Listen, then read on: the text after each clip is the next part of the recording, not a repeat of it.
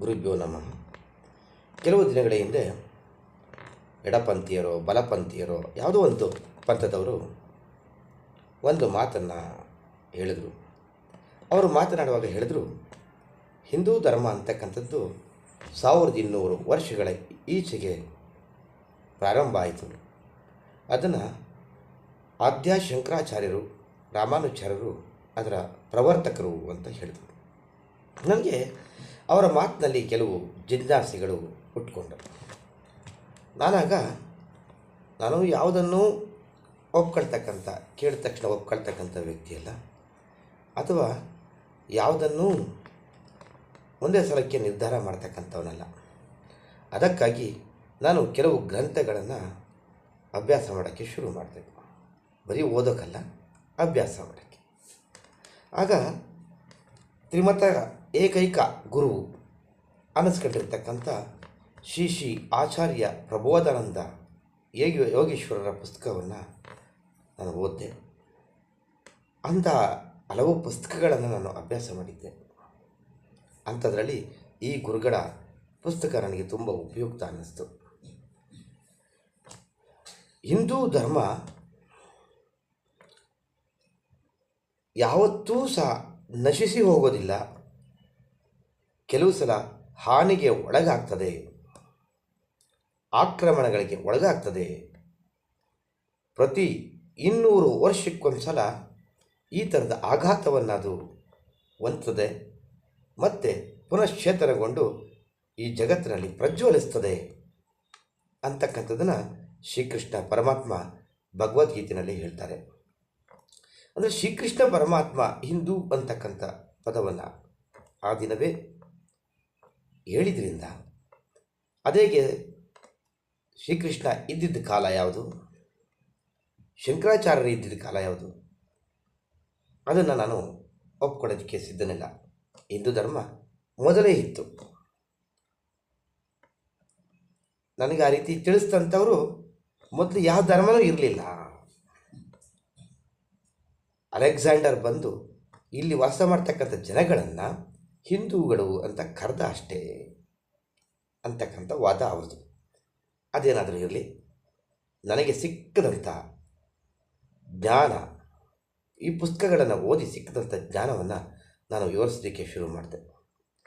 ನಾನು ತಮ್ಮ ಮುಂದೆ ಇಡ್ತಾ ಇದ್ದೀನಿ. ಹಿಂದೂ ಧರ್ಮ ಯಾವಾಗ ಹುಟ್ಟಿತು ಅಂತ ಹೇಳೋದಕ್ಕೆ ಸಾಧ್ಯನೇ ಇಲ್ಲ. ಸರಿಸುಮಾರು ಈ ಭೂಮಿ ಹುಟ್ಟಿದಾಗಲೇ ಹುಟ್ಟಿರ್ಬೋದು. ಯಾಕೆಂದರೆ ನಮ್ಮ ಭಾರತ ದೇಶವನ್ನು ಒಂದು ಕಡೆ ಸುತ್ತುವರೆದಿರ್ತಕ್ಕಂಥ ಸಾಗರಕ್ಕೆ ನಾವು ಹಿಂದೂ ಮಹಾಸಾಗರ ಅಂತ ಹೇಳ್ತೀವಿ.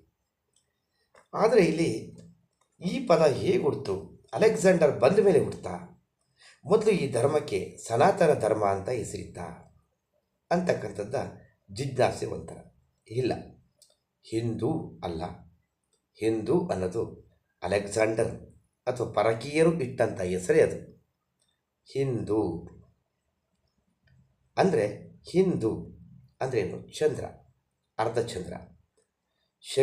ನಾವು ಚಂದ್ರನನ್ನು ಜ್ಯೋತಿಷ್ಯ ಶಾಸ್ತ್ರದಲ್ಲಿ ಜ್ಞಾನದ ಅಧಿದೇವತೆಯಾಗಿ ನಾವು ಪೂಜಿಸ್ತೀವಿ. ಜ್ಞಾನದ ಮುಖ್ಯಸ್ಥ ಚಂದ್ರ.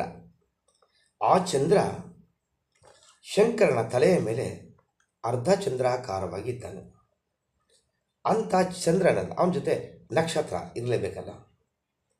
ಅಂದಮೇಲೆ ಆ ಚಂದ್ರನನ್ನು ಅಥವಾ ನಕ್ಷತ್ರವನ್ನು ಹಣೆಯ ಮೇಲೆ ಧರಿಸ್ತಕ್ಕಂಥವರು, ಅಂದರೆ ಸಿಂಧೂರವನ್ನು ಧರಿಸ್ತಕ್ಕಂಥವರು ಹಿಂದೂಗಳು ಅಂತಕ್ಕಂಥ ವಾದ ನಮ್ಮ ಗುರುಗಳದ್ದು. ಆಚಾರ್ಯ ಪ್ರಬೋಧಾನಂದ ಯೋಗೀಶ್ವರದ್ದು. ಹೌದು, ಅದನ್ನು ನಾವು ಒಪ್ಕೋಬೋದು. ಅದಕ್ಕೆ ಅನೇಕ ದಾಖಲೆಗಳನ್ನ ಕೊಡ್ತೀನಿ. ಈಗ ನಾವು ಭಾನುವಾರವನ್ನು ರಜಾ ದಿನವಾಗಿ ಆಚರಣೆ ಮಾಡ್ತೀವಿ. ಕೆಲವರು ನಮ್ಮ ಹಿಂದೂ ಬಾಂಧವರೇ ಹೇಳ್ತಾರೆ, ಭಾನುವಾರ ಅಂತಕ್ಕಂಥದ್ದು ಪಾಶ್ಚಾತ್ಯರ ಕೊಡುಗೆ, ಆಂಗ್ಲರ ಕೊಡುಗೆ, ಅದು ನಮ್ಮದಲ್ಲ. ಭಾನುವಾರವನ್ನು ಕ್ಯಾನ್ಸಲ್ ಮಾಡಿ ಶನಿವಾರವನ್ನು ಅಥವಾ ಸೋಮವಾರವನ್ನು ರಜಾ ದಿನವಾಗಿ ಮಾಡಬೇಕು. ಏಕೆಂದರೆ ಶನಿವಾರ ವೈಷ್ಣವರದು, ಸೋಮವಾರ ಶೈವರದು ಅಂತಕ್ಕಂಥ ವಾದ. ಅದು ಖಂಡಿತ ಸುಳ್ಳು.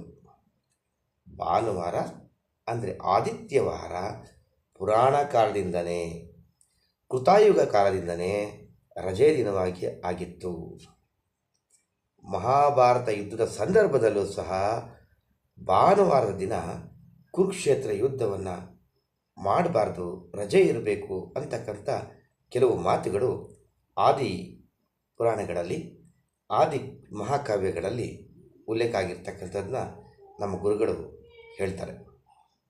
ಅಲ್ಲಿಂದ ಮುಂದೆ ಭಾನುವಾರ ಕೃತಾಯುಗದಿಂದಲೂ ಹಿಂದೂಗಳ ರಜಾದಿನ ಅಂತ ಒಪ್ಕೋಬೋದು. ಅಂದರೆ ಇದನ್ನು, ಈ ರಜಾದಿನವನ್ನು ವಿಶ್ವದ ಎಲ್ಲ ಧರ್ಮಗಳೂ ಭಾನುವಾರವನ್ನೇ ಆಚರಿಸ್ತವೆ ಅಂದರೆ ಅರ್ಥ ಏನು? ಈ ಹಿಂದೂ ಧರ್ಮ ಅಂತಕ್ಕಂಥದ್ದು ಒಂದು ಕಾಲದಲ್ಲಿ ವಿಶ್ವಾದ್ಯಂತ ಇತ್ತು. ಅದಕ್ಕೆ ಅನೇಕ ಸಕಾರಣಗಳನ್ನ ನಾವು ಕೊಡ್ಬೋದು. ಇವತ್ತು ಪರಧರ್ಮೀಯರು ಸಹ ಕಾಲುಂಗುರ ಇಂಥವನ್ನು ಧರಿಸ್ತಕ್ಕಂಥದ್ದು, ಕೈಗೆ ಉಂಗುರವನ್ನು ಧರಿಸ್ತಕ್ಕಂಥದ್ದು, ಹಿಂದೂ ಸಂಪ್ರದಾಯಗಳನ್ನ ತಮ್ಮದೇ ಆಗಿರ್ತಕ್ಕಂಥ ರೀತಿಯಲ್ಲಿ ಆಚರಣೆ ಮಾಡ್ತಕ್ಕಂಥದ್ದನ್ನ ತಾವೂ ಸಹ ನೋಡಿರ್ತೀರಿ. ಅದು ವಿಶ್ವದ ಎಲ್ಲೆಡೆ ಯಾವುದಾದ್ರೂ ಒಂದು ರೀತಿಯಲ್ಲಿ ಹಿಂದೂ ಸಂಪ್ರದಾಯಗಳು ಆಚರಣೆಗೆ ಬರ್ತವೆ, ನಡೀತಾನೆ ಇರ್ತವೆ. ಆದರೆ ಈ ಮತದ್ವೇಷ ಅಂತಕ್ಕಂಥದ್ದು ಇಡೀ ವಿಶ್ವಾದ್ಯಂತ ಇದ್ದಿದ್ದು ಒಂದೇ ಧರ್ಮ ಅಂತ ಒಪ್ಕೊಳ್ಳೋದಕ್ಕೆ ಸಿದ್ಧರಿಲ್ಲ.